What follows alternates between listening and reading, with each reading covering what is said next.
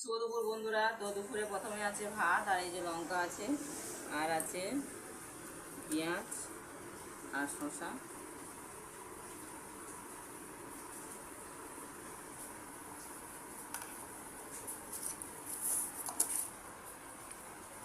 এটা কি বলতো? ডাল পাতুরি। ডাল পাতুরি আছে, আর আছে এটা হচ্ছে তরুলি ভাজা,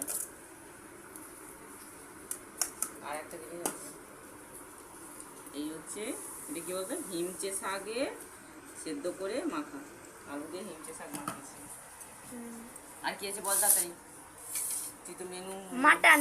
মাটন, এই যে বাটিতে পুরো লাল লাল কষা কষা। মাখা মাখা হয়ে গেছে, তাই তো?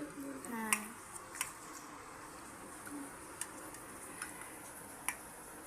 তো এই হচ্ছে আজকে দুপুরে মেনু, তাই করে আমি একটু খেয়ে দিচ্ছি।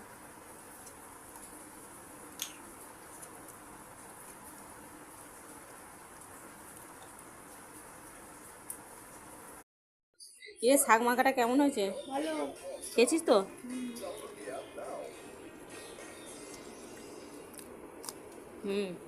ভালোই হয়েছে।